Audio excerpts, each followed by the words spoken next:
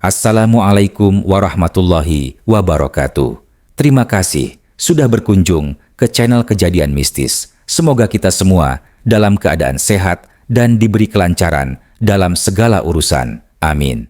Kali ini, channel Kejadian Mistis mau bercerita tentang misteri Nusa Kambangan. Berikut ceritanya. Matahari mulai tenggelam di ufuk barat, menyisakan semburat oranye yang melukis langit sore. Sinta duduk di atas perahu kecil yang membawanya menuju Pulau Nusa Kambangan, pulau yang selama ini hanya ia dengar lewat kisah-kisah penuh misteri. Air laut beriak tenang, tetapi ada sesuatu yang membuatnya merinding, seolah-olah pulau itu memanggilnya, bukan dengan suara, tetapi dengan bisikan yang tak terlihat. Di sampingnya, Pak Rahmat, seorang nelayan yang sudah puluhan tahun mengarungi laut selatan, mendayung dengan hati-hati. Wajahnya keruh, seolah enggan berbicara terlalu banyak tentang tempat yang mereka tuju. Bu Sinta, saya nggak ngerti kenapa panjenengan ingin ke sini. Nusa Kambangan bukan tempat sembarangan. Gumamnya dengan suara rendah. Sinta tersenyum kecil, berusaha meredakan kegelisahan pria itu. Saya harus menemukan jawabannya, Pak. Ada peninggalan sejarah di sini yang belum terungkap, katanya, memandang pulau yang semakin dekat. Pak Rahmat menghela napas panjang. Orang-orang bilang, kalau panjenengan datang tanpa izin mereka, bisa saja ada yang marah. Mereka? Sinta mengerutkan kening. Pak Rahmat menatapnya tajam. Penjaga Nusa Kambangan. Mereka bukan manusia biasa. Angin tiba-tiba berhembus lebih kencang, menggoyangkan perahu kecil mereka. Ombak berubah lebih liar, seakan ada sesuatu yang baru saja terbangun di bawah permukaan air. Sinta merasakan bulu kuduknya berdiri, tapi tetap diam. Ketika perahu akhirnya menepi di pantai, Sinta melangkah turun. Pasir dingin menyentuh telapak kakinya, dan dari kejauhan ia melihat bayangan kabur berdiri di antara pepohonan lebat. Ia menelan ludah. Mungkin ini bukan perjalanan biasa. Sinta melangkah perlahan di atas pasir yang dingin. Langit mulai menggelap dan bayangan pepohonan menjulang seperti sosok-sosok yang mengawasi dari kejauhan. Pak Rahmat masih berdiri di dekat perahu, enggan melangkah lebih jauh. Bu Sinta, saya cuma antar sampai sini, katanya dengan suara bergetar. Jangan terlalu lama. Kalau panjenengan dengar sesuatu aneh, jangan hiraukan. Sinta mengangguk, meski dalam hatinya mulai tumbuh rasa cemas. Ia berjalan menuju jalur setapak yang menuju ke dalam hutan, tempat konon candi kuno berada. Semakin jauh ia melangkah, semakin sunyi suasana. Tidak ada suara burung, tidak ada suara binatang malam, hanya gemerisik daun yang bergoyang tertiup angin. Sinta menghela napas, berusaha tetap tenang. Namun, saat ia melewati sebatang pohon besar, langkahnya tiba-tiba terhenti. Ada sesuatu. Bisikan. Pelan, nyaris seperti suara angin, tetapi jelas. Pergi. Pergilah dari sini. Sinta membeku. Matanya menatap sekeliling, mencari sumber suara. Tidak ada siapapun. Tidak ada apapun. Tetapi suara itu kembali terdengar. Kali ini lebih dekat, seperti berbisik langsung di telinganya. Jangan datang. Pergi. Jantung Sinta berdetak cepat. Ia berusaha menarik napas dalam-dalam, tetapi tubuhnya mulai merasakan dingin yang merayap. Langkahnya terhenti di depan sebuah batu besar berlumut, seperti sebuah altar kuno. Ia menelan ludah, merasa seperti sedang diawasi. Dan saat ia mencoba melangkah lebih jauh, angin tiba-tiba berhembus kencang, membawa aroma bunga wijaya kusuma yang pekat. Ada sesuatu yang bangkit. Sinta menggenggam erat tasnya, menyiapkan diri. Ia belum tahu apa yang akan terjadi, tetapi satu hal yang pasti, ini bukan perjalanan biasa. Langkah Sinta semakin berat. Ia bisa merasakan ada sesuatu yang berubah di sekelilingnya. Udara terasa lebih dingin, dan kabut tipis mulai merayapi tanah. Di antara pepohonan, ia melihat sebuah bangunan tua yang hampir tersembunyi oleh ranting-ranting yang menjulur. Batu-batu besar berlumut menyusun dindingnya, dan di bagian atas terdapat ukiran yang sudah terkikis oleh waktu. "Ini dia," bisik Sinta, matanya berbinar melihat struktur kuno yang selama ini hanya ia baca dari catatan sejarah. Namun, sebelum ia sempat melangkah lebih dekat, ada suara yang memecah kesunyian. "Kenapa kau datang ke sini?" Sinta membeku. Suara itu lirih, seperti datang dari berbagai arah sekaligus. Ia menoleh ke sekeliling, tetapi tidak melihat siapapun. "Siapa itu?" tanyanya, mencoba mengusir rasa takut yang mulai menjalar. Tidak ada jawaban. Namun, dari sudut matanya, ia melihat sesuatu bergerak di antara pepohonan. Bayangan, gelap dan tinggi, sosok itu berdiri diam, hampir menyatu dengan kabut. Sinta merasakan napasnya tersengal. "Apa? Kau penjaga tempat ini?" Ia mencoba berbicara, meski suaranya terdengar lebih pelan dari yang ia harapkan. Bayangan itu tetap diam. Namun, angin mulai berhembus lebih kencang, seakan memperingatkan sesuatu. Sinta merasa harus mengambil langkah sekarang, berlari pergi, atau tetap melangkah menuju bangunan tua itu.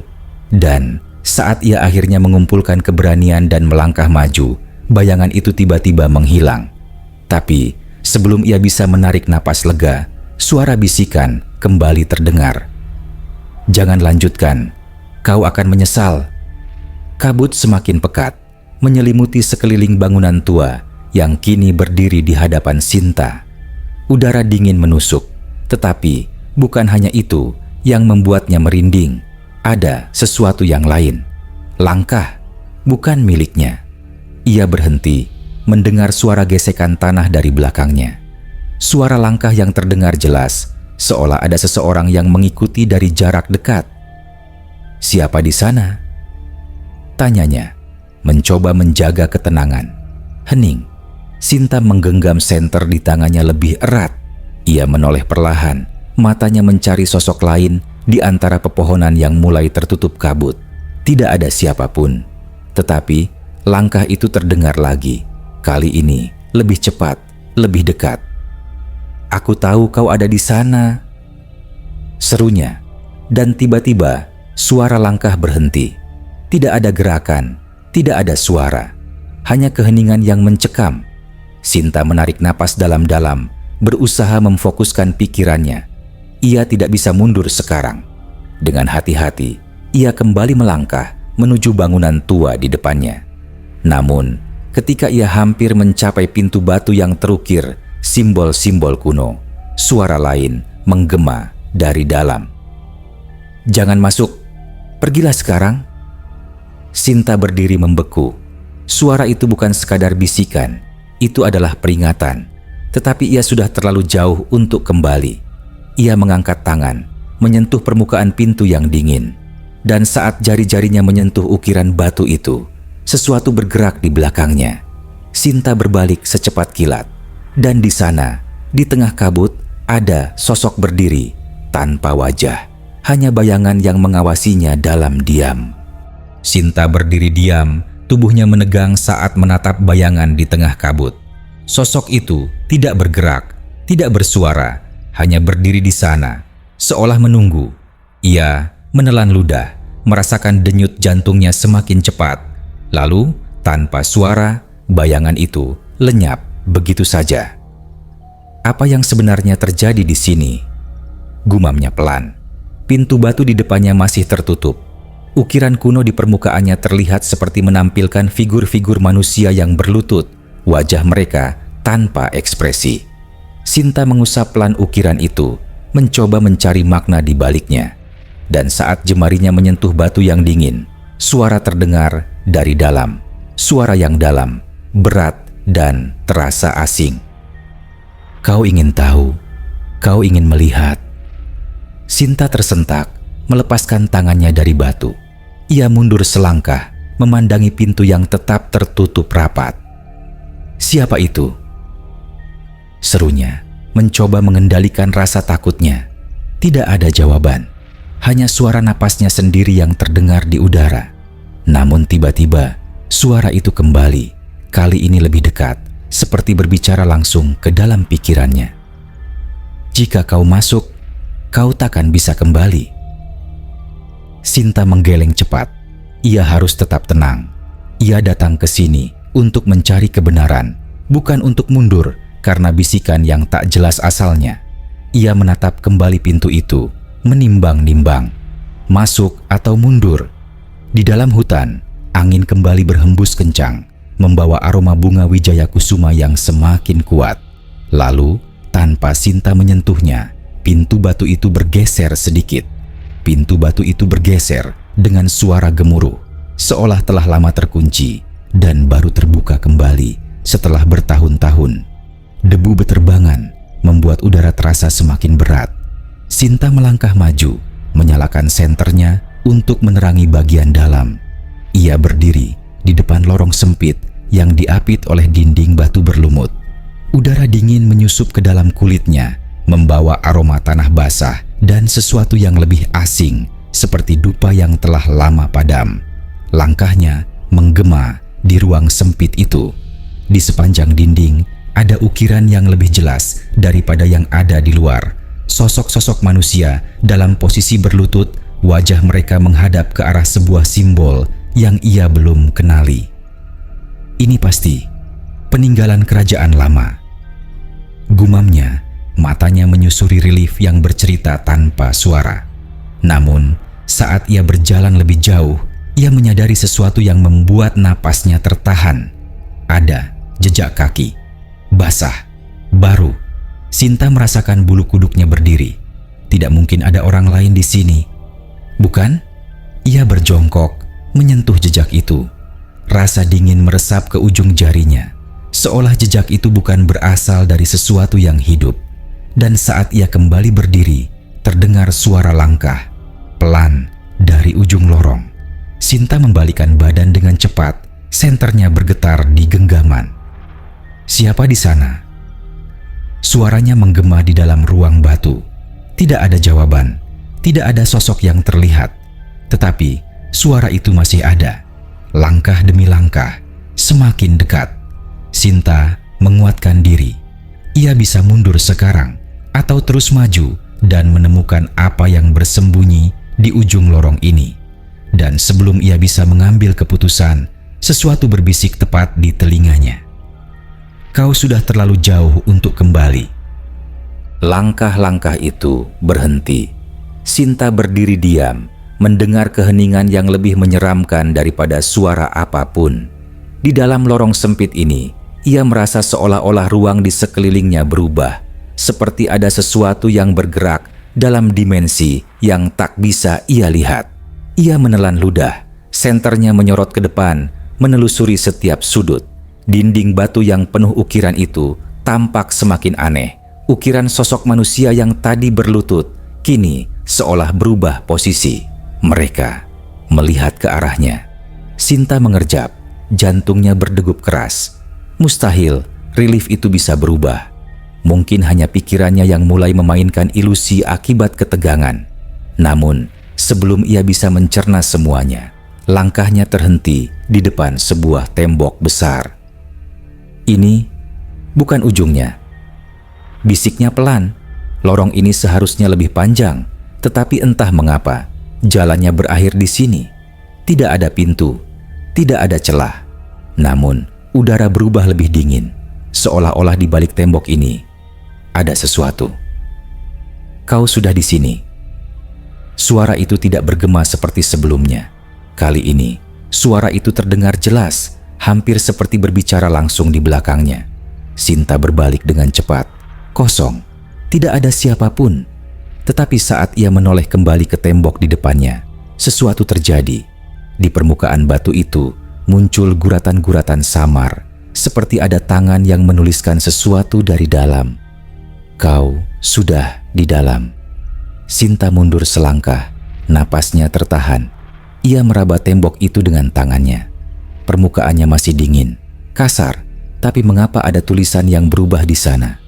Lalu, sebelum ia bisa berpikir lebih jauh, tembok itu bergeser sendiri, membuka seperti pintu rahasia yang selama ini tersembunyi. Dan dari dalam celah yang terbuka, udara pekat keluar, seolah-olah sesuatu telah menunggu untuk dilepaskan. Tembok batu itu terbuka, memperlihatkan sebuah ruangan luas yang tersembunyi di dalam kegelapan.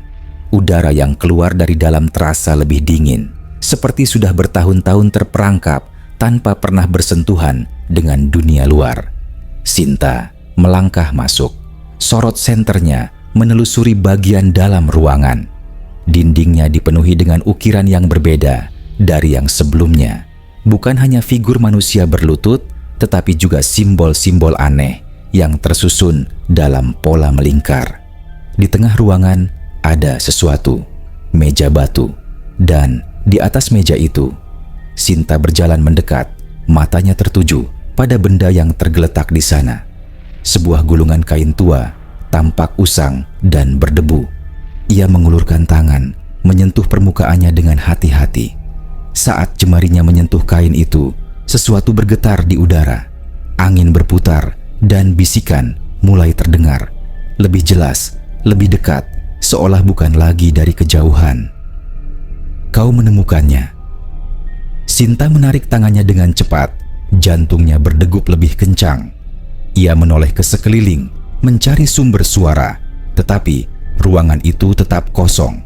Namun, sebelum ia bisa berpikir lebih jauh, ukiran-ukiran di dinding mulai berubah. Satu persatu, figur-figur manusia dalam relief itu tampak bergeser posisi. Mereka tidak lagi berlutut, mereka mulai berdiri. Sinta menelan ludah. Ini bukan ilusi. Ada sesuatu di tempat ini yang hidup dengan caranya sendiri. Dan sebelum ia bisa memutuskan apakah harus mengambil gulungan kain itu atau pergi, suara pintu batu di belakangnya terdengar pelan, menutup dengan sendirinya. Kini, ia benar-benar terperangkap. Pintu batu di belakangnya telah tertutup rapat. Tidak ada jalan keluar, hanya ruangan sunyi dengan simbol yang berpendar samar di dinding. Sinta menarik napas dalam, mencoba menenangkan diri. Ia menatap gulungan kain di atas meja batu, merasa bahwa benda ini adalah kunci dari misteri yang tersembunyi di tempat ini. Jika aku mengambilnya, apakah sesuatu akan terjadi? Gumamnya pelan, namun sebelum ia sempat menyentuh kain itu, suara lain muncul. Bukan bisikan, bukan langkah kaki, tetapi suara, tangisan, pelan, seperti datang dari jauh. Suara seseorang atau sesuatu yang terjebak dalam kesedihan yang mendalam. Sinta menoleh cepat, mencoba mencari sumber suara. Tangisan itu terus bergetar di udara, menyelip di antara keheningan. Siapa di sana? Tidak ada jawaban, hanya tangisan yang semakin jelas. Namun, saat ia menyusuri ruangan dengan senternya, ia melihat sesuatu di sudut paling gelap. Bayangan lain, lebih kecil, lebih samar, seperti sosok yang berjongkok dengan kepala tertunduk. Sinta merasa tubuhnya menegang. Sosok itu menangis, tetapi ia tidak tahu apakah itu manusia atau bukan. Ia mencoba melangkah lebih dekat. Suara tangisan semakin jelas. Apakah kau terjebak di sini? Suaranya bergetar. Sosok itu tidak menjawab, hanya terus menangis. Suaranya membuat udara semakin dingin. Namun, saat Sinta berdiri hanya beberapa langkah darinya, tangisan itu berhenti, sunyi, dan dalam sekejap, sosok itu mengangkat wajahnya. Sinta terkesiap, tidak ada mata, tidak ada mulut, hanya wajah kosong yang menatap langsung ke arahnya. Sinta berdiri kaku, menatap wajah kosong di depannya. Sosok itu tidak memiliki mata, mulut, atau ekspresi apapun, hanya permukaan datar yang tampak mengarah langsung ke dirinya. Udara semakin dingin. Sinta menguatkan dirinya, mencoba mengendalikan napas yang memburu.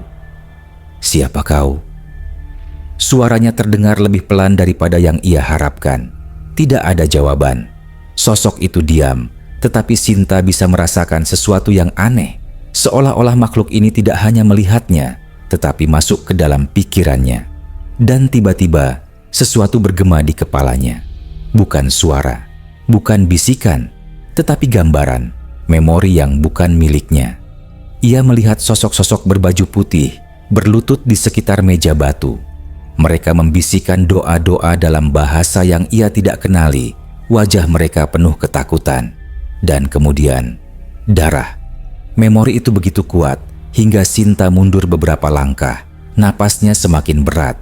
Ia menggenggam sisi meja batu untuk menopang dirinya. Sosok tak berwajah itu tetap diam, tetapi Sinta kini mengerti. Tempat ini bukan hanya peninggalan sejarah biasa. Tempat ini adalah makam sesuatu yang lebih tua, sesuatu yang seharusnya tetap tersembunyi, dan ia telah membangunkannya.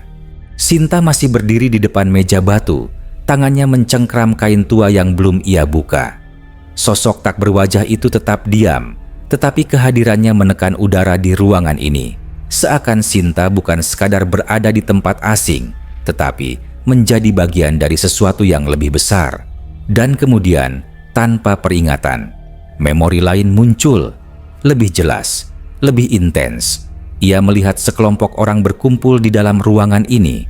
Wajah mereka dipenuhi ketakutan. Mereka mengukir simbol-simbol di dinding dengan tangan gemetar, seolah mencoba menyegel sesuatu. Ini harus tetap terkunci. Kita tidak bisa membiarkannya keluar. Suara-suara itu terdengar dalam pikirannya, bukan sebagai bisikan, tetapi sebagai kenangan yang tertanam jauh di dalam tempat ini. Lalu, ada sosok lain dalam ingatan itu, berdiri di tengah ruangan, wajahnya tersembunyi di balik bayangan. Kalian tidak bisa menghentikannya, kau hanya bisa memperlambatnya. Sinta terkesiap, napasnya memburu.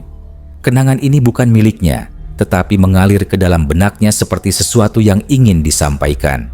Ia kembali menatap kain tua yang ada di atas meja batu. Apakah ini kunci dari semua jawaban? Di sekelilingnya, ukiran di dinding mulai bergerak perlahan, seolah sesuatu di baliknya mulai terbangun. Dan kemudian, sosok tak berwajah itu mengangkat tangan, menunjuk langsung ke kain tua itu. Buka, dan kau akan mengerti. Sinta menatap kain tua di atas meja batu, tangannya gemetar.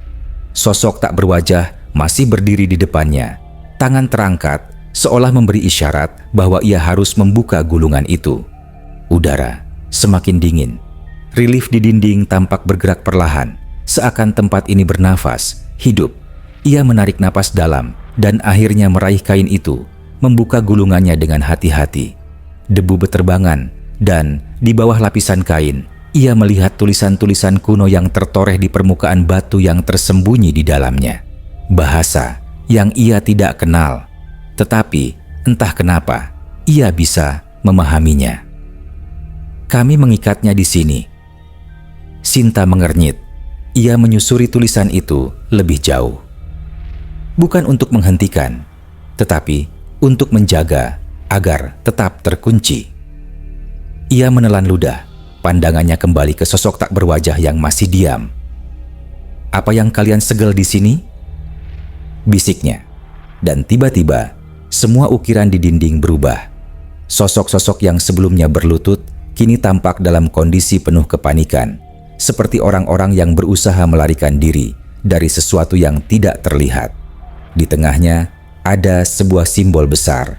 Sinta menatap simbol itu, jantungnya berdebar keras. Kemudian, suara itu datang lagi, lebih dekat, lebih kuat. Kau sudah membangunkannya. Sekejap kemudian, udara berubah drastis. Kabut menyelimuti ruangan, dan dari dalam kegelapan, sesuatu mulai bergerak. Sinta tersentak mundur, kain tua itu terjatuh dari tangannya. Sosok tak berwajah mulai menghilang, membaur dengan kegelapan. Dan dari dalam ruang yang selama ini tersegel, muncul sesuatu yang selama berabad-abad tidak boleh melihat dunia lagi. Sinta berdiri membeku, tubuhnya terasa seolah-olah telah menjadi bagian dari tempat ini. Dari dalam kegelapan, makhluk yang tersegel mulai bergerak. Ia tidak bisa melihat wujudnya dengan jelas, hanya bayangan yang bergetar di antara kabut, seolah-olah tidak sepenuhnya berada di dunia ini. Dan kemudian, suara terakhir bergema. Sekarang kau tahu. Kabut berputar, dan dalam sekejap, semua relief di dinding berubah kembali seperti semula.